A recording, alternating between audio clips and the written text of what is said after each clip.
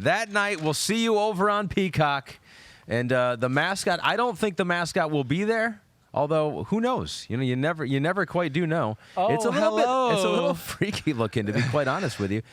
Wow. Peacock, you got to go down a little bit more so we can see it. There we go. Yep. Don't have any body parts sticking out. We don't want to scare the kids at home. Oh, here's the QR code on your screen right now. That. So if you're on Peacock or if you're on, I'm over here. If you're on Peacock, you don't need the QR code. So you're here. Don't do anything. If you're on YouTube and don't have Peacock, get that QR code. Although I still don't know how you scan a QR code if you're watching on the device that you want to scan the QR code with, like a phone. Like if you're watching this on your phone, how do you scan that QR code right now? That's a good question. I don't know. It's above my pay grade. Has Aunt Wendy or anyone complained to you about this game being on Peacock? No, not yet. I haven't heard it yet. Now I'm sure I'll hear it this weekend, right? Aunt Wendy watches the Pro Football Talk show that streams free every day. So, but she's not paying the $5.99. We haven't gotten her in I'm that. gonna have to probably guilt her into it and be like, man, I'm not worth $5.99. Like your godson's not worth $5.99, right? Yeah. It's very sad, right? I know. What a sad peacock we got back here. Yeah, I've seen some chatter out there of people complaining about it, and they go, I got to get Peacock for one game, and I go, no, you can get it. We didn't say you had to Would you look on Twitter for the chatter? I mean, Twitter's literally like, oh gosh, the sun's out today. How horrible. There's like at least 40% of the Twitter users. It's like they're never happy. And like I get it, we're clearly biased, and it's just like it's complicated. I get it. It's just you want to flip on NBC, your old comfort blanket or whatever it is, and just watch there. But we got this game on Peacock. It's going to be a lot of fun. It gives us an opportunity to do some different things throughout the second half. You're going to be working the whole game basically now because it's on Peacock, because we don't have as many commercials in the third and fourth quarter. Oh, right. So we're in studio doing some stuff there. I got you. Pete says here, you can scan a QR code on your phone. You open up the camera app, click camera mode and lens, and then open up the image that has the QR code, and the code will be scanned. Yeah. I still couldn't do it. Yeah, I feel like that's confusing. Peacock understood it. Yeah, that's what Google does. Morgan, Pete wants you to stay there for the rest of the podcast. He just wants you to sit there with your legs crossed. It definitely has like mascot. Have you done mascotting before? Yes. Oh, yeah, definitely. Showing. This is showing right now. Morgan, you are excused. You can return to your normal duties on this podcast. Look at that, kissing everyone. Can you make a peacock sound? Do you know what a sound a peacock makes? That's a chicken. But it'll do. All right. Well, this is. I think they yell like peacocks. I think they're kind of like yellers. Okay. I don't think they. Might be kind of freaky. Yeah, they kind of make like weird noises. Actually, it sounds like the boogeyman almost. We'll bring back Morgan next week, and she can yell like an actual peacock next time. So, all right, we've gotten that all out of the way. Okay. It will. I mean, this is Patrick Mahomes. $5.99. You own Patrick Mahomes for the night, taking on the Dolphins. I mean, this is. We talked about the weather being in the 10s. I think it's going to be colder than that. I think it's going to be in the zeros. It's awesome. It's going to be cold. The Dolphins might not like that. So let's just start with your most important non-quarterback in this game. So Tua's out. You can't talk about Patrick Mahomes here. When we're watching this game on Peacock, who's most important? I'm going to cheat here and not go with a player on the field, but yet a coach. Okay, that's fine. By the name of Mike McDaniel. Ooh. Yeah. This one's on him. You heard me talk about a lot of the time about being patient, right, with the run game. I still think they can be even more patient with it, even compared to last week against the Bills, right? Here's the thing. And listen, we've broken down Miami a lot. Yes. Okay, we have. And I've discussed that, hey, the good defenses, Kansas City being one of them, knows how to play the Dolphins offense. We saw that. I mean, it was almost a shutout in the first matchup in Germany, right? I mean, the Dolphins got their second TD off of Mahomes fumbling backed up, and that's how they made it 21-14. But Spags does all the things we've talked about, right?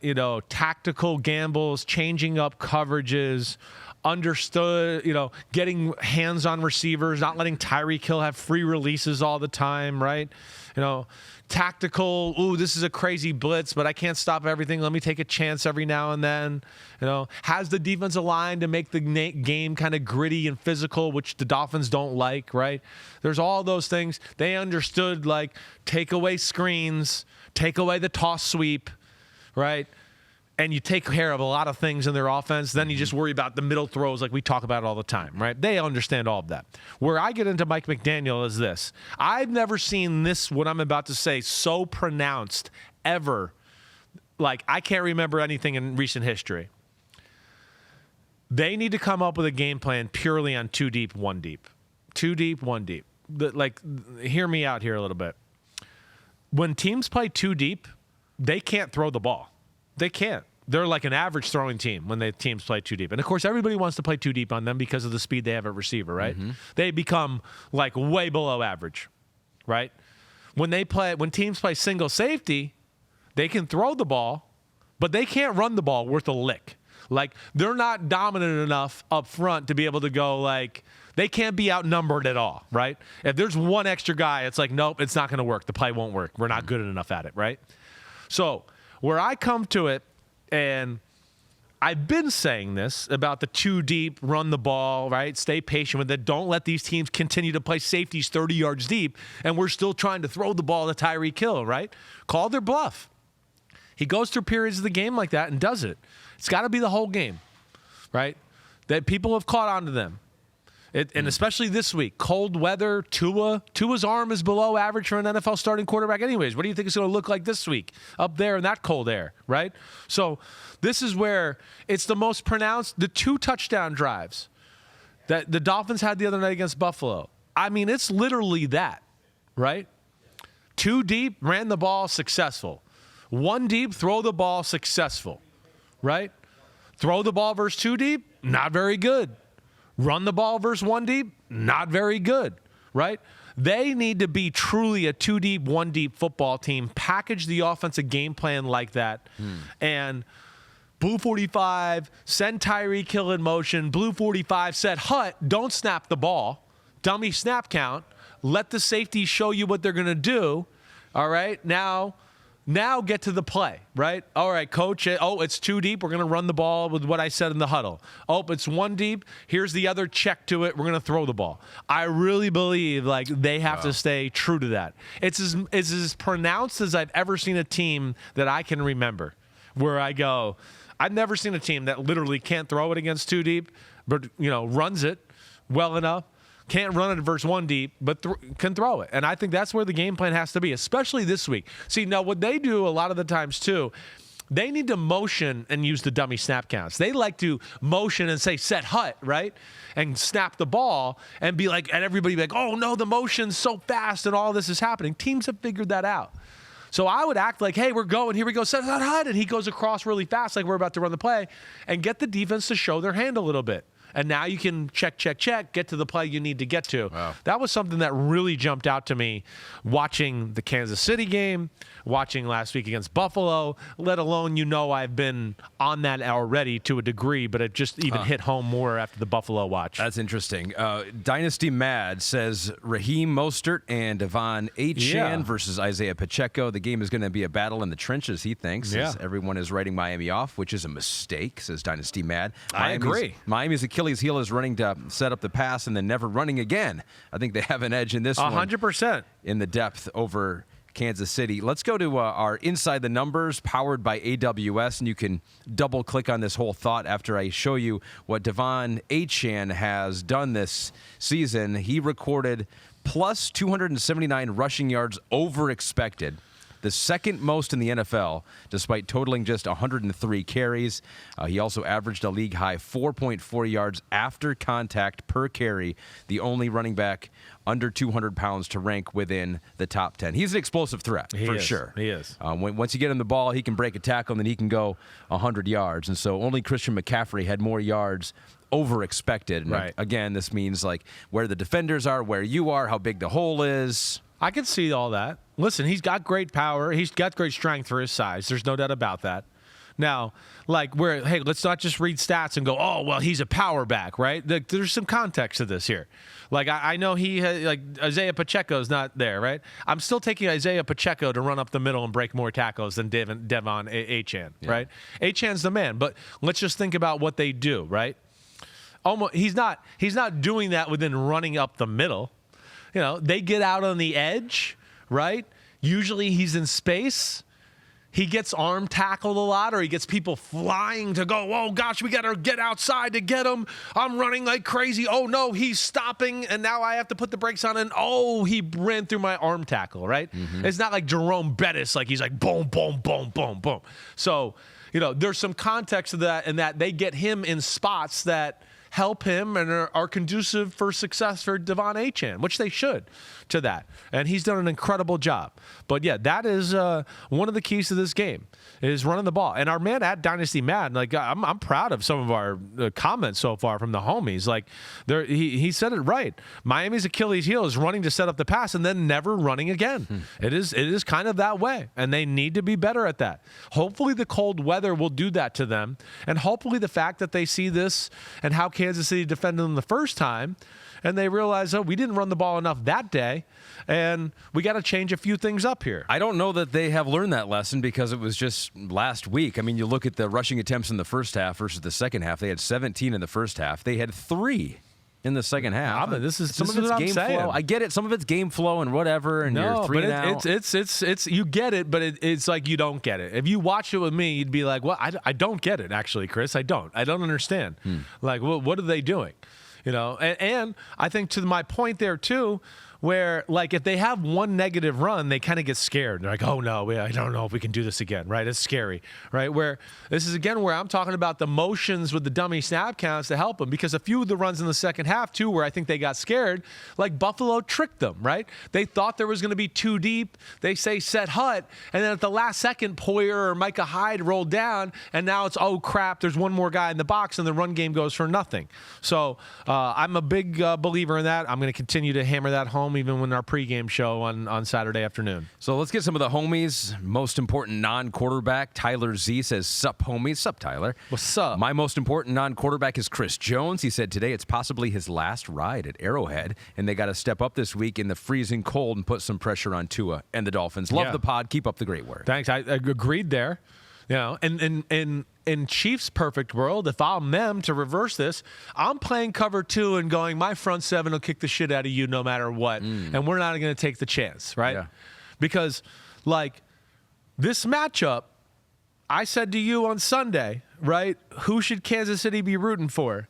I would have been rooting for Miami to win, so they would have played Pittsburgh. I wouldn't want to see Miami if I'm Kansas City, right? I do think there's a chance they can win this football game. Again, there's a Kansas City offense that's not very good and really had a hard time moving the ball against the Dolphins. After they scored 14 points, I mean, they couldn't do anything in that matchup. The Dolphins showed an understanding of their rules, their offense. They manned them up when they wanted to, and they could not separate it all, to where I go, like, with the way the Chiefs' offense is this year and where this game is dangerous is like you take one chance on bump and run, single safety, and L'Jarius Sneed slips. Oh, no, it's an 80-yard touchdown, Tyreek Hill, right? Or you take one chance and I go a little too crazy with the blitz and they call some crazy reverse with Tyreek Hill, and now he's around the corner and, oh, no, it's him one-on-one with one guy, and if he doesn't make the tackle, it's a touchdown. Holy shit. We're kind of outplaying Kansas City or Miami, but we took a few too many aggressive chances, and now it's 14-3, and we're down. And our offense ain't very good this year. So that's where I'd be careful if I'm Kansas City, and I would definitely err on conservative early and seeing if the front 7 can just things up themselves. All right, that was Inside the Numbers, powered by AWS, talking about the way that the Chiefs can potentially stop that running game and the way that the Miami Dolphins should continue to double down, triple down on that rushing attack. A couple more here on the Kansas City offense. You kind of switched it over on that side of the ball. Sorry, maybe the Chiefs. Well, no, because we got some on that. Half Postmodern says Matt Nagy. Is he going to continue to implement the Alex Smith playbook for Pat, or is he going to fumble about with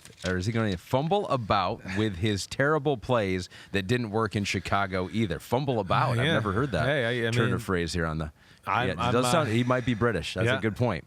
I do agree with that, and I worry about that. And, watching back Chiefs offense versus Dolphins defense, and my thoughts about the Chiefs offense, and they got to embrace the ugly a little bit and all that, and it's not going to regain magic here all of a sudden. Like, when I watched the game, I know you saw my bottom line. The last thing I wrote was like, I don't see anything where I'm like, the Chiefs can do this, or this time around they're going to be able to do that. Other than run the ball and take some shots, right? That would be the only thing I look at. I didn't look at anything schematically and go, ooh, if they do this or they do that, Miami's in trouble. Miami was all over their stuff. Miami, again, can cover pretty good, man to man. I would worry about that. We know Kansas City has had issues. This to me is a game where, I do think Miami's going to give them a few shots and go ahead, see if you throw the ball down the field. All we do is see you guys drop it or f it up all year, so we don't really think you'll make it happen today. Yeah. I'd take a few shots like that, and I think Kansas City doesn't do it enough anyways to back people off. But, that's the big, I think, takeaway from that game. Overall, the run game, I think, is a possibility, of course, for Kansas City. I like their RPOs. That would be one thing I should say in the first matchup I definitely liked. And with the injuries of all the pass rushers for Miami, yeah, they did pass protect well the first time around. Now, I don't love their pass offense, but if it does get into a passing game, I do think he's going to have time to let people get open and find little holes in windows. Speaking of injuries on the defensive line. Yo, what up, homies? Thanks for watching. Remember, subscribe to Chris Simms Unbuttoned. Right now, we got Sunday Pod, right? So you can have it Monday morning. We recap all the action. Wednesday, it's the What the F Happened podcast. We're going to get deep in the weeds on the key matchups of the week. And then Thursday, I'm picking games with that jerk Floria. So you know where to find us, homies. Keep watching. Peace out. We'll see you.